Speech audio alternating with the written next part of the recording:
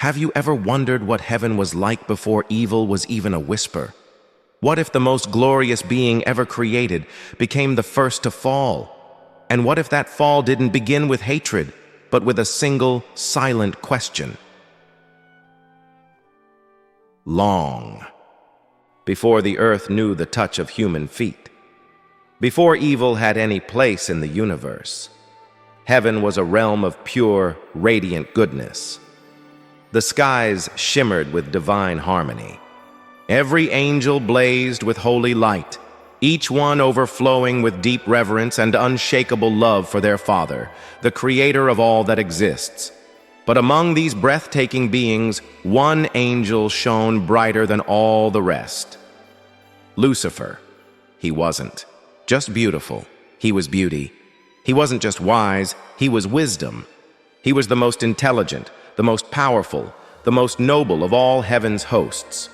Lucifer was God's masterpiece, the very first being sculpted by the Creator's own mighty hand, and God delighted in him, so much so, he granted Lucifer power that surpassed all other angels. But Lucifer's greatness didn't stop at power or beauty. He was a born leader, charismatic, magnetic. When he moved, angels followed. When he spoke, heaven listened. He led the celestial choirs in passionate worship, his voice like a flame that ignited praise and lifted every soul toward the Creator. Heaven sang because he made it sing. Yet, perfection does not protect against pride. At first, Lucifer was blameless, utterly devoted to God. But over time, something began to stir. A quiet thought. Almost nothing at first. What if my light could shine brighter still? What if my glory didn't have to serve another forever? These thoughts, though soft as whispers, rooted themselves deep inside him, and day by day they grew with each passing moment. His wonder became ambition, his reverence turned to restlessness, and while heaven continued in perfect harmony, Lucifer drifted into distance. His brilliance, once so warm and clear, began to dim. A shadow crept into his light. Other angels began to notice. He spoke less, reflected more. His gaze seemed fixed on something far away, something none of them could see. One day, Gabriel, faithful and loyal, approached him. "Lucifer, my brother," Gabriel said softly, "what is it that burdens your heart? Your light feels unsettled." Lucifer looked at him with distant eyes and replied, "There are things, dear Gabriel, even we cannot yet understand." Gabriel felt an unfamiliar chill in his spirit, but said no more. Lucifer, however, continued to retreat. He stopped leading the heavenly choirs. His once glorious voice grew silent. It was as if a star had blinked out of the night sky, and heaven felt the loss. Sensing all of this, God, full of mercy, called Lucifer to him. In a moment sacred and still, his voice like a deep, loving river, he said, "Lucifer, my son, the seal of perfection, I sense your thoughts drifting. They lead you away from the eternal. What grows inside your heart?" Lucifer, with calmness in his glow, answered, "Father, didn't you create me to question, to explore? I long only to understand the depth of your design. Is that wrong?" God, filled with sorrow yet infinite patience, replied, "To understand is noble, but your thoughts are no longer pure. You've been captivated by the light I gave you, forgetting that it is only a reflection of my love, not a source of your own." Lucifer lowered his gaze, a fire rising within, of pride, and something deeper he could not name. "My Lord," he said, "I desire nothing that isn't already yours. The light I carry, it is your gift. How could I turn from you if you yourself made me this way?" God looked upon him with immeasurable compassion. He saw the fragile line between free will and temptation. "Remember, my son," he said, All light comes from me. If your heart turns back to me, your splendor will not diminish, it will become truth. Together, we could be greater than anything your solitary thoughts could ever imagine. But Lucifer felt only a sting, a sharp ache in his pride, an unease he couldn't fully explain. Did God not trust the very strength he placed within him? And as that question lingered, something shifted. But instead of finding peace in God's tender warning, Lucifer quietly withdrew, his heart caught between reverence and rising restlessness. On the outside, he bowed with grace, but on the inside, the distance was growing. He kept pondering, why so many warnings if I've been faithful? His desire to understand, to explore, to reach higher, it only deepened, slowly pulling him away from his original devotion. Still, God, in his boundless mercy, extended grace. He held back a profound revelation, one that would test every celestial being, but especially Lucifer. More time to humble his heart, time to anchor his loyalty not in pride, but in love. My son, God spoke gently, a great revelation is coming. When it arrives, the winds will roar like a storm across the sky. The tension in your heart will rise. You must prepare yourself. Root yourself in obedience, for the test will be great. Lucifer listened, and with sincere eyes, he knelt before the Creator. Father, he said with solemn honesty, whatever the test may be, I want to obey you. I cannot promise I'll be perfect, but I desire to be faithful. My heart still burns with your love. Those words came from a real place, but deep inside, pride was still alive. It hadn't disappeared. It had simply grown, quieter, more clever. Lucifer began to see himself as different, exceptional. Am I not the one who shines the brightest? He wondered, but kept the thought to himself. And again, God waited. With patience only the eternal could possess, he postponed the revelation once more, giving Lucifer one final chance to choose humility. Lucifer, God reminded him again, this test will not be easy. Even when the winds feel like they will carry you away, remember who you are and where you came from. All light comes from me. Lucifer's temptation would later echo across time in the Garden of Eden. When God created the earth, he placed Adam and Eve in a paradise filled with love and freedom. At its heart stood the tree of knowledge of good and evil, a symbol of choice.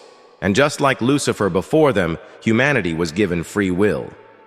But into this paradise came the serpent, an embodiment of Lucifer, whispering to Eve with seductive precision.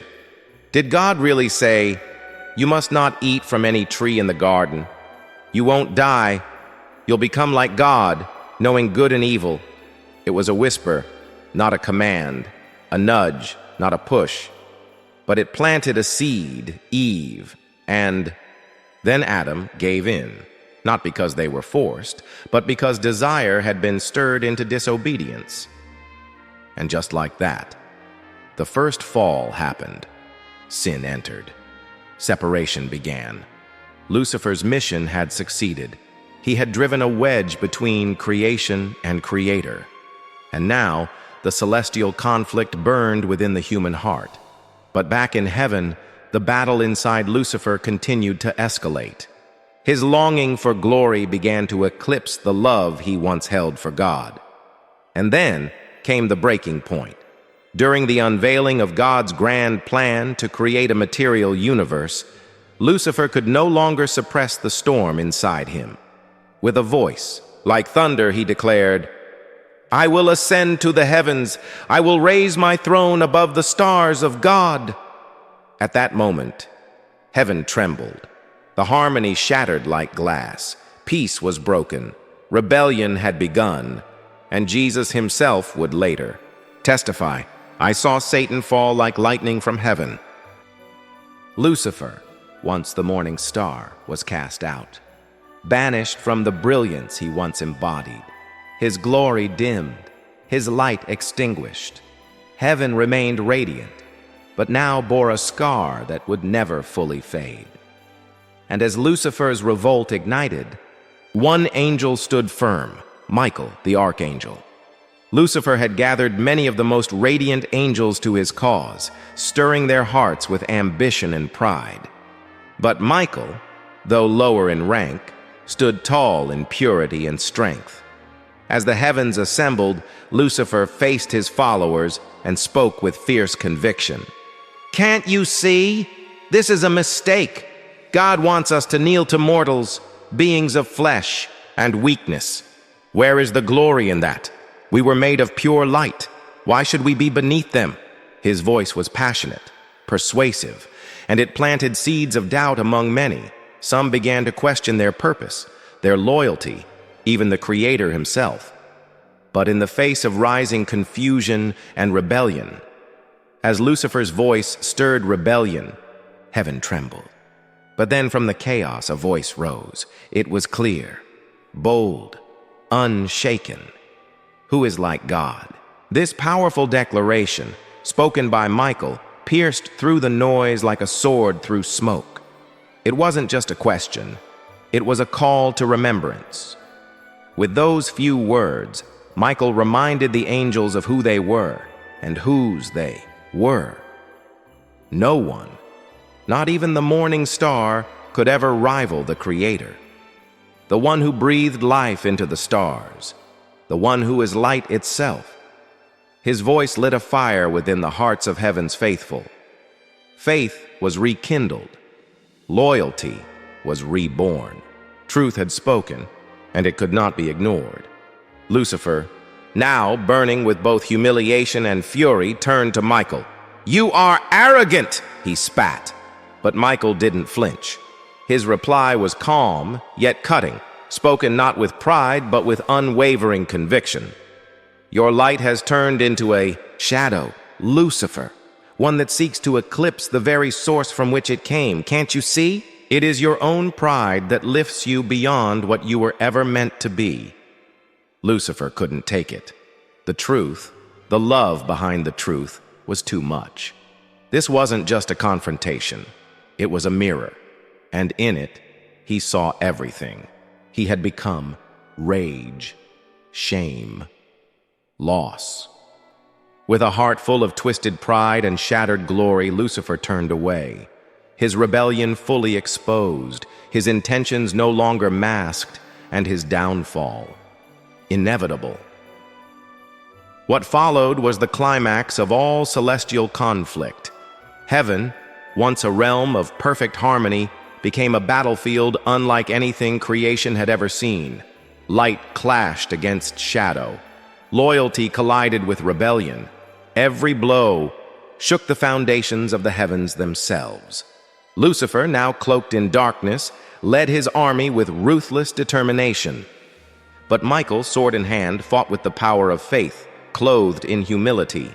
The battlefield blazed with divine energy, light swords striking through darkness like shooting stars tearing across the sky. Despite the fallen angels' immense power, they lacked something essential: love. They fought with pride. But Michael's army fought with purpose, guided by loyalty and filled with the Creator's presence. And that made all the difference. Michael stepped forward, lifted his sword high, and with the authority of heaven declared, "By God's power, fall, Lucifer!" In that moment, darkness shattered. The rebellion was broken. Lucifer and his followers plummeted like fiery meteors, cast out of heaven, banished from the very light they once reflected. Silence fell over heaven, a deep, solemn silence, not one of victory alone, but of mourning for what had been lost. And yet, in that silence, a timeless truth remained. Good always triumphs over evil, not through force, not through violence, but because goodness flows from the very heart of God Himself. Pride may roar, hatred may burn, But in the end, they are only shadows, fleeing before the dawn. Lucifer, now called Satan, felt the full weight of exile. Cast from the light, he descended into a realm of chaos and darkness, a place of disorder, a twisted echo of what he once knew. This wasn't just punishment, it was justice, a divine act to preserve the balance between God's infinite love and his holy judgment. But Lucifer's heart didn't soften. Instead, his mission changed. If he could no longer claim God's glory, then he would corrupt it. His hatred became purpose, his pain a weapon, and his new target was us, from the depths of the abyss. Satan turned his gaze toward the material world God was preparing to create, a world made with beauty, with goodness, with love, and worst of all to him, a world made in God's image. He couldn't bear it. If humans were to be loved by God, then he would make sure they never saw themselves as worthy of it. He would twist love into lust, turn faith into fear, transform joy into despair, and if he succeeded, it would mean dragging down the very ones who had taken the place he once believed was his. Having been cast out of heaven, Satan's hatred only grew deeper. If he could no longer stand in the presence of God, then, in his eyes, humanity shouldn't deserve that privilege either. What began as resentment soon hardened into a mission, one dark and deliberate. Lucifer, now Satan, burned with a singular purpose: to sabotage the divine masterpiece, to poison the purity of God's creation. His fall and the expulsion of his army of fallen angels had a ripple effect that forever altered the balance between good and evil.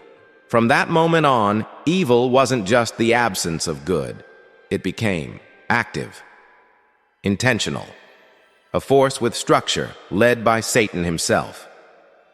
His legion of demons began seeking ways to penetrate the material world, whispering into the hearts of men and women. Their tools: pride, envy, despair, the very feelings that had driven them from the light. But in this divine separation, God was not cruel. In his perfect blend of love and justice, he allowed the consequence to unfold. This expulsion wasn't only punishment. It was a righteous act of divine balance. Those who had rebelled, who had rejected love, truth, and holiness, could no longer dwell in the presence of the Holy One. God's love had never left, but justice demanded separation. Those who turned from the light could not continue to live in it. Yet even then, God allowed the fallen to exist, not in heaven, but in the darkness they had chosen. In this way, both love and justice were preserved side by side. But the story of Lucifer doesn't end with his fall. No, it continues, woven through the fabric of every spiritual battle we face today. His hatred, his jealousy, and his hunger to corrupt what God has made, these still echo in every temptation, every lie, every whisper that seeks to draw humanity away from its Creator. The battle that began in heaven now rages in the hearts of men and women on earth. Satan and his followers continue to wage war, not with swords, but with subtle influence, with doubt, with distraction, with deceit. And yet, the power of God's goodness remains supreme. Darkness can threaten, but it can never overcome the light. One of the most powerful moments revealing Satan's continuing influence appears in the New Testament, when Jesus is tempted in the wilderness. After 40 days and nights of fasting, Jesus, physically weakened, is confronted by Satan. And the enemy doesn't come with violence, but with persuasion. First, he challenges Jesus to turn stones into bread. "If you are the Son of God," Satan says, "command these stones to become loaves of bread," a subtle temptation to use divine power for personal gain. But Jesus answers with unwavering clarity, quoting Scripture, Man shall not live by bread alone, but by every word that comes from the mouth of God. Then Satan brings him to the highest point of the temple and dares him to jump, saying the angels will surely catch him. But Jesus responds again with truth. You shall not put the Lord your God to the test. Finally, Satan unveils his boldest offer. He shows Jesus all the kingdoms of the world and offers them, all of them, if Jesus would only bow and worship him. But Jesus answers with holy fire. Away from me, Satan, for it is written, worship the Lord your God and serve him only. This wasn't just a confrontation, it was a revelation. Jesus, in humility and obedience, defeated temptation not with spectacle, but with faith, not with miracles, but with truth. This moment showed that real power doesn't lie in control, wealth, or status. It lies in unwavering trust in God. But Satan's influence didn't stop there. Another powerful example appears in the story of Job. In the courts of heaven, Satan appears before God, not with humility, but with pride and defiance. He accuses Job, saying, "Does Job fear God for nothing?" He argues that Job is only faithful because of the blessings and protection he's received. To test this, God allows Satan to afflict Job, taking away his wealth, his family, even his health. And what happens? Job suffers deeply. But even in the depths of loss, pain, and despair, even in his darkest hour, Job refused to curse God. His pain was unbearable, his losses unimaginable, yet his faith remained unshaken. This unwavering loyalty revealed something profound. That true faith doesn't rely on comfort or blessings. It is anchored deep within the soul, rooted in trust that transcends circumstances. Satan had tried to break Job, but he failed, and Job's endurance became an eternal testimony, proof that evil can be resisted, and God can be trusted even when everything else is taken away. Lucifer had always known how to twist truth. He knew how to take a simple desire and inflate it into an overwhelming need, how to take a passing doubt and turn it into devastating disobedience. You will be like God, knowing good and evil. Those 7 words sealed humanity's fate. Adam and Eve, tempted by the promise of more, of power, of becoming like God, disobeyed their Creator. And with that act, the perfect world shattered, the light dimmed, and humanity fell under the shadow of sin. From his place in the abyss, Lucifer had accomplished what he set out to do.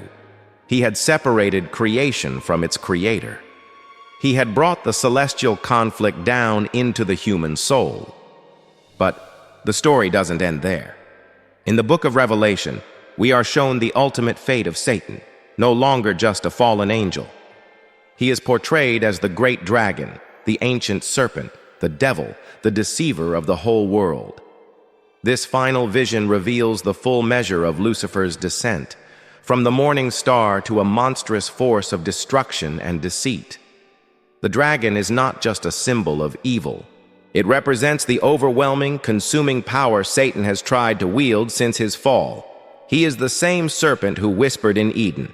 And now, in the final chapter of time, he seeks to extinguish every last flicker of light on earth. Revelation describes a time of tribulation, a period of intense suffering where the world is divided between those who remain faithful to God and those who surrender to darkness. Satan, the master deceiver, intensifies his assault on creation. He whispers lies, incites rebellion, and sows seeds of despair. He is called the accuser of our brothers and sisters, tirelessly working to drag humanity away from hope. But even then, he is not beyond defeat. In the final battle, Satan once again faces his ancient rival, Michael, the archangel of light and loyalty. Michael, leading the heavenly armies with unshakable faith and humility, stands against the dragon's forces. The clash is fierce, but Satan's power, though terrifying, cannot overcome the purity of God's truth or the faith of those who stand in the light.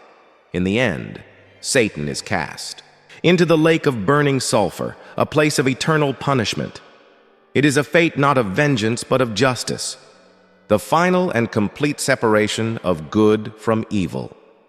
This moment marks more than just a victory.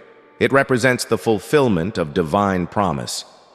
God's love and justice prevail. Evil, though loud and aggressive, cannot corrupt what belongs to the Creator. The final triumph belongs not to violence but to truth, not to domination but to love, not to manipulation but to righteousness. The book of Revelation stands as a beacon of hope, a sacred reminder that no matter how powerful evil may appear, it is always temporary. Its time is limited. Its reach is confined. Its end, inevitable. Because good isn't just stronger. Good is eternal. And in the heart of every believer, that truth still burns. As we move forward, we'll explore how this divine victory impacts us today and what it means to carry light in a world still battling with shadows.